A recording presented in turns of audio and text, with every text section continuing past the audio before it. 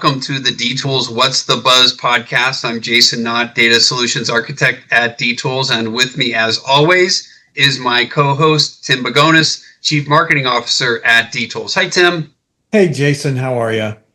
I'm doing great. Here. I'm feeling good. I just got back from vacation. We just closed the quarter. We're going into the July 4th holiday, and then we start the big push towards CEDIA. So. Yeah, I know you just got back. You just got back from a great vacation down there with all the cool kids in Florida. And speaking of cool kids, we've got one as our guest today. Yeah, no, that's awesome. Yeah, but he's in St. Petersburg, which is really cool. I went down to the Keys, really nice vacation. But everything about our industry is always constantly evolving, right? We're constantly coming out with new versions. Companies are evolving, they're adding solutions. And, on the supplier side, we have a great guest today from AVPro. And, Jeff Murray has been, I don't know, how long have you been with the company? With AV? This company, we started it, this is our 10-year anniversary. So okay. This is 10 years, and there's probably 3 or 4 more before that I was out kind of digging around, trying to figure things out. But when we finally incorporated AVPro Global Holdings, it was 10 years ago. Wow. Well, awesome. Well, Jeff, welcome. And, we like to say that this is kind of our way to kind of hang out with our industry friends in between trade shows. We just came off of Infocom. Tell us a little bit about, what you do, what your role is at AVPro, and how you got into the business. Well, I got into the business, I think, probably by luck. I was in the Army. I went in right out of high school. So I did 20 years. I was in electronics. So I did component level repair when you used to do that. So I learned the resistor color code and all that kind of stuff. And I just kind of always loved electronics, got into computers as the most military started deploying them in the 70s and early 80s. And I just liked electronics. And when I got out, I wanted to get back to California because I joined from San Diego. And I got halfway there. I got recruited to a company called Syncor in South Dakota. And that actually went good. That was a 14-year run until they sold to a private equity company. My kids, 3 adult kids now, the youngest one is just turning 30, getting married this year. They all got married, and we have grandchildren. And so Sioux Falls became kind of our home. And after the 14 years at Syncor, I started my own business, a couple little small businesses in between, a wine and food pairing app, and some different things up that lane. But I always liked audio video. I was the audio video guy in elementary school who would put the films on the reels so people could watch them. And nice. I always liked rebuilding my motorcycle, my dirt bike, and things like that. So it was kind of it turned out to be a natural fit for me. Syncor was not in the CEDIA market when I started. They were still selling stuff like for rejuvenating CRT tubes and resistor, capacitor, inductor analyzers, things like that. So we moved them into the CEDIA channel, and we made a partnership with Quantum Data, who's, you guys probably know who they are, and we started making HDMI generators and HDMI analyzers, and from there it kind of took off and was a good 14-year run. But I always wanted to get connectivity into Syncor, and they really were a broadcast company at that time, and then AV, and they were like, no, it's not up our wheelhouse. We had a chance with Geffen when they were just coming to the U.S. They wanted Syncor. We had some big meetings with the head shed there. We had meetings with Extron, but the owners didn't want to go that way. So when they sold, I left, went to the incubator in South Dakota across the street, and recruited a bunch of my guys. And we started distributing products like Atlona and Just Add Power and some of these things in the early days. And we kind of learned that the biggest problem in this industry is there's not enough support. There's not a person to talk to when you need to solve a problem. So I think the reason we've been in business for 10 years and we've grown for 10 years, we've made acquisitions, we've acquired Audio Control, then Audio, and now RTI, is because we do listen to the dealers and we focus on the dealers and we help the dealers. We don't keep them hanging. We got more than enough tech support people in Sioux Falls. St. Pete started with me and my wife because my wife wanted me out of the house. And now we have over 25 people there that are doing support. And so it's great. And we have full lab down there. We have a full training facility down there. So it really gives us a venue to support the customers. That's great. So you never made it back to California. You never made it back. Never got back to California. And honestly, we get out there enough because my brother still lives out there and we have a lot of friends out there, but I kind of like it in Florida now and South Dakota. And so all good. Very good. Very good. Well, you were just sharing a little story that you kind of go back with D-Tools for quite a ways when you were trying to get Syncor into Cedia. Yep, that's right. We did a little database swapping back in the 90s. And you and Adam, right? With Adam Stone, and I still remember, him calling me, and we started, building a little bit of a relationship. But there was no downside. We didn't compete. Right. You know what you guys do, and we do something totally different. So it's like we're talking to the same people. So let's share and see if we can find some more customers. So very good. Very good. Interesting. So, Jeff, you were the big newsmaker at Infocom a couple weeks ago with the RTI acquisition. Give us just really briefly where you see the synergy of that control solution with, AVPro Edge's other brands, Audio Control and Bullet Train and Meridian, et cetera. So one of the neat things we did with Audio Control right out the gate is we're making them AVPro Edge for the HDMI switching, and that's usually the biggest problem with AVRs and audio components because they spend all their time making them sound good, but they always kind of have a back-end problem with the HDMI switching, right? So combining our engineering with Audio Control's expert audio engineers, we're able to make, a better mousetrap and improve the product. Same thing with RTI. All along, we want to be the best at audio, video, and control. And control has always been one of our goals. As right now we build drivers and we'll continue to build drivers. We build a lot of drivers to make AVPro Edge and Audio Control compatible with all the other control systems on the market. Control 4, QSys, Savant, you name it. There is a lot of, you would think that space is pretty full. And it is. So why would we want to go into something like that's already got a lot of players in it? Because dealers want choices, right? And I think if we are able to get under the hood at RTI, then we can build a better mousetrap. We can build a better driver. We can have a tighter interface, and we think there's space for that. And if I take anything from what I heard at Infocom, that was really good, actually, to be at Infocom the week after the acquisition, because dealers freely came up and just said, there's no negatives.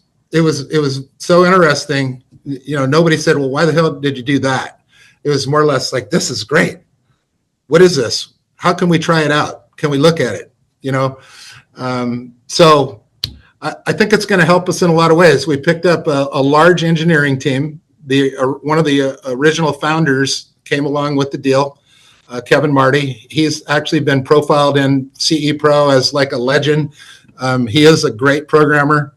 He leads the team up here in Shakopee. And so we're going to learn. I mean, right now, what the beauty of walking around our company right now is all the engineers are on Zoom meetings and team meetings because they're all collaborating. How can we work together? How can we make things work better? I was upstairs last night in our lab, and I was just wanting to ask about this.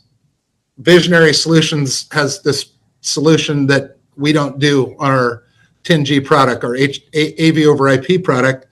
And I found out that they figured out how to do it between like a week ago and this week. So the engineers are already talking together And that kind of collaboration is what's going to lead to better products and better solutions and better experiences for dealers and better experiences for end users.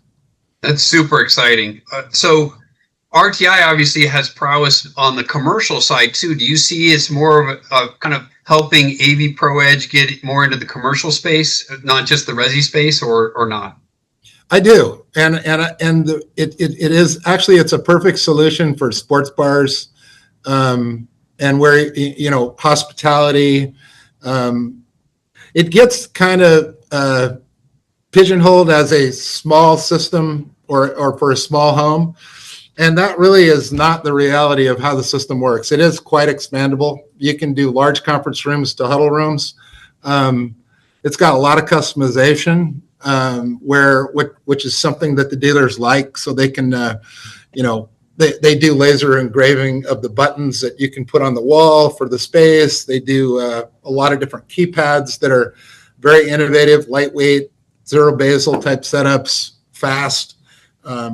They allow a lot of templating. So for a sports bar, for instance, one of our immediate plans is we want to build kind of a turnkey 30 screen, 50 screen, 90 screen sports bar, and then give them the control and the automation to run that and make that work in a sports bar. So yes, commercial, definitely. I think Joe Roberts and his team, he was the CEO. That was what they were actually focusing two of their RSMs on, was that commercial, that I guess you call it light commercial space, the kind of the ones that the big boys don't want to mess with. And there's a lot of them though. Yeah, So, I think that's a great expansion point for you guys, and it sounds like you're on the right track there with the engineering. So one of the things we were talking about before we went live was about, and you just mentioned your collaboration with Adam Stone going way back into the 90s. And AVPro Edge has been a strong partner with D-Tools in terms of utilizing the data that we're able to produce from D-Tools. Give us a sense of how you use data to help run the business. Well, obviously it gets interesting, right, as you grow, because we got a lot of people selling for us now. So we have manufacturer reps, we have distributors that have outside sales forces, we have our own RSMs, regional sales managers, in commercial, in international, all over the world now. So data is very important to us. You know, we like to be able to see who's looking at our product, who's quoting our product, who's specing our product onto projects. As you know, it's really hard in this space to forecast when jobs are going to actually happen, especially in commercial. Sometimes, you know, they're talking about, oh, we got 1,000 endpoint system. And then you say, when's that going in? Well, probably about 2.5 years. So it's always good having data sources, multiple data sources, where you can look at, you know, hey, is that starting to get spec'd right now? Are there quotes going out on this right now? Are my products on it? Data's good. I mean, and D-Tools provides a lot, and it's very helpful to direct sales force, and it's very helpful for us managing the reps. And you know, I go to these buying group events, and D-Tools always speaks, and that's the one I always go to, because you get data, you get real information on what's going out there, and for I think any manufacturer, it's viable. It's extremely viable. I mean, that's probably why we grew so fast. I mean, we've been partners with D-Tools since the very beginning. So we appreciate that. And but my last question before I'll throw it back to Tim is, you know, obviously you just came out of the show. You're communicating with all the integrators. What is your sense of what the state of the market is right now out there, both on the resi and commercial side? Give us a quick answer. I guess I don't have a quick answer to anything, right? I mean, it just depends on who you listen to, right? I mean, the buying groups give us reports like every month on the temperature. Are they quoting as much as they did last month or last quarter? You know, what kind of projects are out there? How much backlog do they have? I can tell you in the mid-commercial that middle space, there's a lot of backed up projects. I mean, backed up for over a year. So that space is hot. AV over IP is hot everywhere, all over the world. We launched a universal streaming platform, which is our fourth version of MXNet, which is AV over IP, but it brings in 1080p.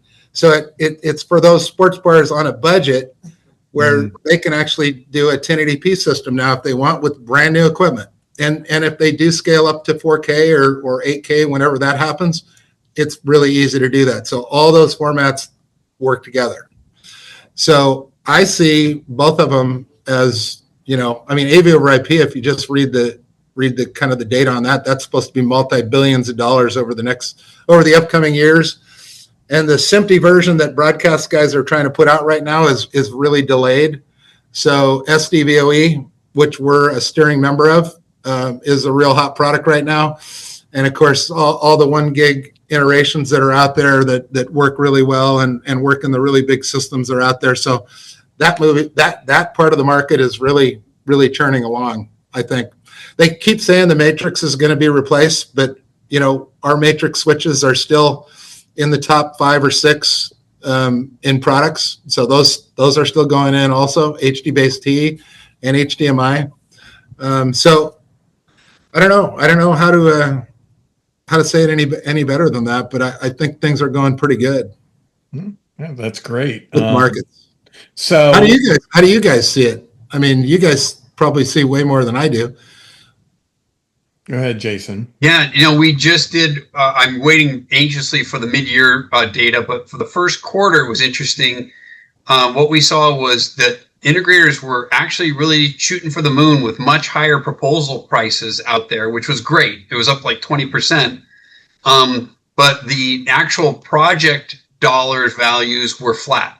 And there was very slight growth in projects. So all the doom and gloom you hear if you turn on the news is not happening. Right. Guys are staying busy.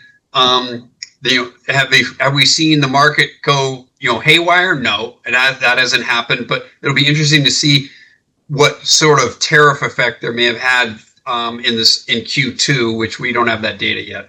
Yeah, and I think the tariffs did have something to do with a little bit of a hiccup for a minute. But we came out with our Winning Together campaign, and that was, we put it out in a press release because we locked in pricing until the end of 2025. Because we have multiple manufacturing capabilities, we can manufacture all of our products in Sioux Falls, South Dakota if we want. That might have had a little bit of a hiccup, but I don't think it was much. And like you just said, I think people are beyond that now and know that they have to do business. And you look in a place like Nashville or St. Petersburg or any place, they're booming. These places are, there's cranes on top of buildings and they're going up and everywhere. I mean, it's crazy just driving around the country. Even Sioux Falls, South Dakota, the whole surrounding area, I've never even seen these houses before, and they're just popping up out of the weeds. So yeah, something's going right. Yeah, and I think the initial reaction is always going to be one of caution, and then let's pause and see how this kind of plays out. But it seems that it's resolved fairly quickly, and it keeps changing, and then people realize we just got to keep going. Right. Yeah, absolutely. Yeah, we got to keep doing what we do. We haven't seen on the D-Tool side. We've had a very busy year.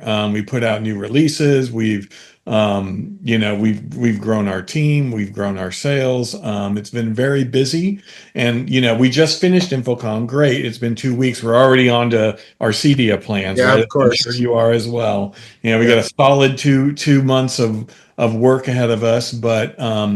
This has been a great conversation, Jeff, and we appreciate you being on. How could our listeners contact you if they want to hear more? The best place to go is avproglobal.com.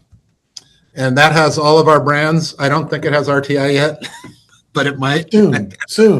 I haven't been back there yet, but that takes you down to all of our different brands, and that's the best place to get information. Terrific. Well, and I'm always at the buying group events and the trade shows, and I'll see you guys around. Yeah, we'll probably next for us. I think we'll see you at CEDIA, right? and then Exactly. all the fall buying groups. Exactly.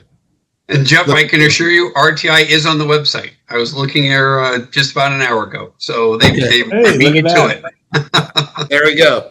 So that it's great when a plan comes together, right? Right. And and I'm jealous that you were the kid in school who was putting the film on the spool, because I was the kid who was turning the film strip. So I was way behind you. I was just the film strip kid. So And I was the one unplugging the machine in the back, heckling you. Lindbergh Elementary, San Diego, California. There you go.